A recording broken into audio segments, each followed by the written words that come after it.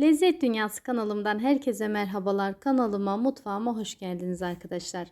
Evet sevgili arkadaşlarım, Kurban Bayramı'na sayılı günler kaldı. Bu yüzden yine harika bir baklava tarifi paylaştım.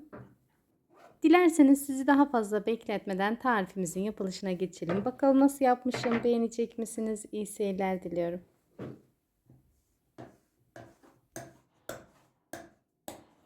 İlk önce uygun bir yoğurma kabının içerisine 1,5 su bardağı su, üzerine 1 su bardağından 2 parmak eksik olacak şekilde sıvı yağ, 2 adet yumurta ve baklavalarımızın daha böyle çıtır çıtır olması için 2 yemek kaşığı limon suyu ve şöyle bir fiske tuzu da ilave ettikten sonra güzelce karıştıralım. Sevgili arkadaşlarım, aslında ben son tarifimde de ay baklavası yapmıştım, bir önceki tarifimde. Yine aynı hamurla hazırlamıştım ama aslında aynı şerbetle hazırlamıştım ama yeni gelen arkadaşlarım veya son videomu görmeyen arkadaşlarım olabilir. Bu yüzden hamur tarifimi ve şerbet tarifimi aynı da olsa yine bu videoda birebir paylaşacağım. Daha sonra kontrollü bir şekilde unumuzu ilave ediyoruz. Bu tarifimde toplamda 6 su bardağı un kullandım. Her tarifimde, her videomda söylüyorum. Unun markasından veya yumurtanın küçüklüğünden, büyüklüğünden unun miktarı değişebilir. Lütfen mutlaka unumuzu kontrollü bir şekilde ilave edelim. Bu arada çok soran arkadaşlarım oluyor. Ben baklavada, yani birçok tarifte aslında efsane baklavalık böreklik un kullanıyorum. Baklavamda da aynı şekilde ve ben çok memnunum. Evet, yumuşacık ama ele yapışmayan bir hamurumuz olması gerekiyor. Pürüzsüz bir kıvam alana kadar yoğuralım. Hamurumu şöyle tezgahımın üzerine aldım. Baklava hamurunu ne kadar yoğurursanız o kadar özlü bir hamurunuz olur. Burada da şöyle kısa bir süre hamurumu yoğurdum. Daha sonra hamurumu gelişigüzel kesiyorum ve toplamda 16 adet beze hazırlayacağım. Hepsinin aynı büyüklükte olmasına dikkat edelim. Şöyle ondan ona pay ederek, yani aşağı yukarı hepsi birebir aynı olmasa da aynı büyüklükte bezeleri almaya çalışıyorum. Evet, bu tarifte kesinlikle hamurunuzu, bezenizi dinlendirmenize hiç gerek yok. Kıvam o kadar güzel ki. Normalde bir baklava hamuru hazırlarken işte hamurunu yoğuruyoruz, dinlendiriyoruz, beze alıyoruz, dinlendiriyoruz. İnanın sevgili arkadaşlarım, bu tarif çok farklı bir tarif. Şöyle bezelerimi aldıktan sonra aralarına nişasta serpiyorum ve üst üste yerleştiriyorum. Böyle birazcık üzerine bastırıyorum. Böylece işimiz çok daha kolay oluyor. Ve daha sonra şöyle bezelerimizi böyle küçük servis tabağı büyüklüğünde açıyorum. Çok fazla büyütmenize hiç gerek yok. Dilerseniz bu işlemi merdane ile de yapabilirsiniz. Hangisi kolayınıza geliyorsa, oklavayla da çok kolay oluyor. Evet, bütün hamurlarımı bu şekilde aynı büyüklükte açtıktan sonra bir tepsimin içerisine yerleştiriyorum. Arasını çok fazla olmayacak şekilde yine nişasta serpiyorum ki yapışma olmasın. Bu tarifi akşamdan yoğurmanıza veya 3-5 saat bekletmenize hiç gerek yok. Ben sadece şimdi üzerini kapatacağım bu aşamada. Sadece 1 saat dinlendireceğim. Ve gerçekten 1 saat dinlendirmemiz yeterli. Dediğim gibi bu kıvam çok güzel. Yani bu tarif çok farklı bir tarif. Evet, hamurumuz dinlenirken ben de şerbetini hazırlamaya geçiyorum. Ben büyük boy tepsi için büyük boy tepsimde baklavalar hazırladım. Yani büyük boy, neredeyse fırın tepsisi büyüklüğünde diyebilirim. Şerbetimi de ona göre ayarlıyorum. Uygun bir tencerenin içerisine 5 su bardağı şeker, üzerine 5,5 su bardağı suyu ilave ediyorum ve güzelce karıştırıyorum. Eğer tepsiniz biraz daha küçükse yarım su bardağı şeker, yarım su bardağı su olacak şekilde azaltabilirsiniz. Mutlaka ocağımızı açmadan, yakmadan önce karıştıralım. Yani kesinlikle bu şekilde ocağınızı yakıp tencerenizin kapağını kapatıp ocağınıza koymayın ki o şekerler tencerenin dibinde yanar. Daha sonra ocağımı açıyorum. Orta ateşte kaynamaya bırakıyorum. Kaynadıktan sonra sevgili arkadaşlarım, ben ocağımı kısık ayara alıyorum ve 50-55 dakika daha kaynattım. Evet, şöyle çeyrek olacak şekilde çeyrek limon suyu ve şöyle kabuğuyla birlikte şerbetimin içerisine bırakıyorum. Kesinlikle limon suyu çeyreğe geçmesin. Yani kesinlikle bir tane veya yarım limon suyu kullanmayın. Çünkü çok ekşi olduğu zaman bence baklavanın özelliği gidiyor. Baklava tatlı olmalı çünkü. Evet, bakın sevgili arkadaşlarım, şu anda şerbetimiz kaynadı ve oldukça akışkan kıvamda, ama biz bu şekilde istemiyoruz. Biz daha katı bir kıvam istiyoruz. Bu yüzden kısık ateşte ben 50-55 dakika daha kaynattım. Eğer orta ateşte olursa bu 35-40 dakika arası da olabilir. Ve şerbetimizin kıvamını buradan da anlayabiliriz. Bakın, o son damlacıklara dikkat edelim. Bu şekilde daha iyi anlıyorum ben. Son damlacık görmüş olduğunuz gibi tırnağımı bırakmıyor. Yani bu da kıvamı olmuş demektir. Ben kanalımda ayrıca ayrıntılı bir şekilde şerbet tarifinde paylaştım. Ama dediğim gibi yeni gelen arkadaşlar olabiliyor. Tarifimi tam olarak bu videomda da paylaşmak istedim. Evet, şöyle bir saatin sonunda 2 tane bezemi alıyorum. Bu tarifimde ben ikişer ikişer, yani ikili olacak şekilde açacağım. Dilerseniz tek tek açın. Yani hamur açma konusunda tecrübeliyseniz üçerli beşerli açın, hiç fark etmez. Merdanemi ilk önce şöyle kenarlarına vuruyorum. Kenarlarına bastırıyorum. Daha sonra oklavam ile açmaya geçeceğim.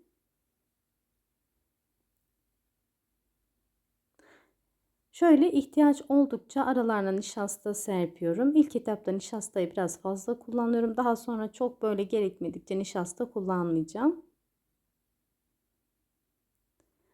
İlk başta hamurun üzerine çok fazla bastırmıyorum sevgili arkadaşlarım. Hamurun üzerine çökerek, bastırarak, yani böyle kuvvet uygulayarak değil de hamuru çekerek büyütüyorum. Bakın, bu şekilde sararken kendime doğru çekiyorum ve açarken de yine kendime doğru çekerek açıyorum.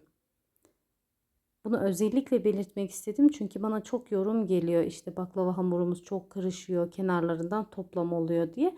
Bence hatayı biz burada yapıyoruz. Üzerine çok elimizle bastırıyoruz. Evet sevgili arkadaşlarım, siz videomu izlerken benim de sizden küçücük bir ricam olacak. Eğer hala kanalıma abone değilseniz abone olmayı, yeni videolarımdan haberdar olmak için bildirim zilini açmayı ve videolarımı beğenmeyi unutmayın lütfen. Kanalımın büyümesi ve güzel bir yerlere gelmesi için sizin desteğinize çok ihtiyacım var ve ben gerçekten destekleriniz sayesinde kanalımın çok güzel yerlere geleceğine gönülden inanıyorum. Hepinize desteklerinizden dolayı tekrar tekrar teşekkür ediyorum. Evet, biz sohbet ederken ben de hamurumu açmış oldum. Bakar mısınız, böyle incecik tül gibi hamurumuz oldu. Ben bu tarifimden, bu hamurumdan baklava çeşidi hazırladım, ama yani bu tariften baklavanın bütün çeşidini hazırlayabilirsiniz. Bu şekilde de çok yorum alıyorum. İşte son kez ben ay baklavası hazırlamıştım. Bu tariften burma baklava olur mu veya vezir parmağı olur mu diyen arkadaşlarım oluyor. Her şekil olur. Evet, şöyle tepsimin üzerine yerleştirdim ve bakın, kenarını bu şekilde kesiyorum. Ve hemen belirtmek istiyorum. Toplamda 16 tane bezemiz vardı. Böyle görmüş olduğunuz gibi hamurlarımı ikişerli açtım. 6 bezemi bu şekilde açıyorum ve tepsime ilk başta yerleştiriyorum. Yani toplamda 2 sıra olacak şekilde ben iç harcı yerleştirdim. Şöyle ilk başta 6 bezemi yerleştiriyorum. Yani 6 yufkamı yerleştiriyorum. Üzerine iç harcını serpiştiriyorum. Daha sonra kalan altısını yerleştiriyorum. Yani böyle 6 beze olacak şekilde ayarladım. Gerçekten bence çok güzel oldu. Evet, burada görmüş olduğunuz gibi 6 tane bezemi tepsime yerleştirdim.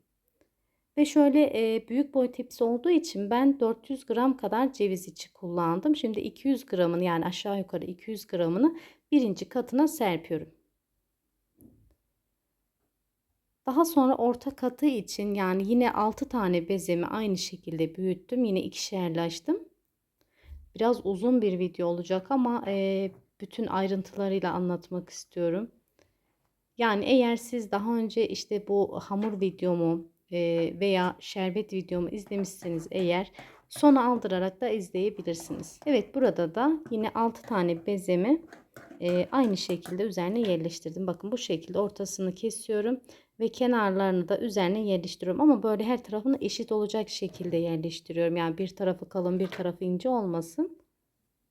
Gerçekten denenmeye değer bir tarif sevgili arkadaşlarım. Böyle içerisi kat kat olacak. Yüzeyi çok farklı. Yani yüzeyinin görüntüsü, görselliği bence çok güzel. Evet, yine 6 tane bezemi yerleştirdikten sonra ikinci katımı, yani ikinci iç harcımı da serpiştiriyorum. Tabi dilerseniz iç harcını böyle 2 kez değil de sadece ortasına bol bir şekilde serpebilirsiniz. Yani öyle de güzel oluyor ama ben bu şekilde daha çok seviyorum.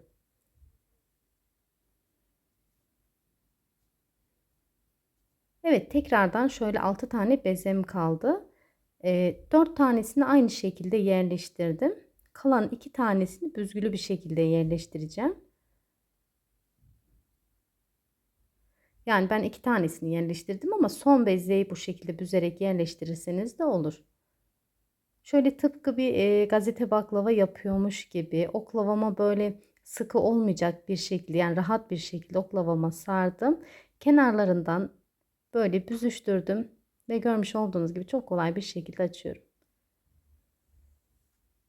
Şöyle tepsinizin boyuna göre kesmeniz gerekiyor ama tepsinin boyundan tam böyle değil, 2 parmak fazla olacak şekilde kesmemiz gerekiyor. Yüzeyinin görüntüsü bizim için gerçekten çok önemli. O yüzden bu kenarından kesmiş olduğum fazlalıklarını bir alt katına yerleştiriyorum. Yüzeyini bu şekilde yaptığınız zaman sevgili arkadaşlarım, hem görüntüsü çok farklı oluyor. Böyle gazete baklavayı anımsatıyor. Bence yapılışı da çok pratik. Yani çok zahmetli bir iş değil. Yani normal baklavayı yapan herkes bunu da yapabilir. Evet, bu şekilde güzelce üzerine yerleştiriyorum. Dediğim gibi son görselliği bizim için çok önemli. Yani son görüntüsü bizim için çok önemli. Kenarlarını özellikle biraz fazla kestim. Şöyle çok fazla değil ama aşağı yukarı bir 2 parmak olacak şekilde fazla kestim. Çünkü bakın sevgili arkadaşlarım, baklavamızın kenarına bu şekilde sıkıca yerleştireceğim.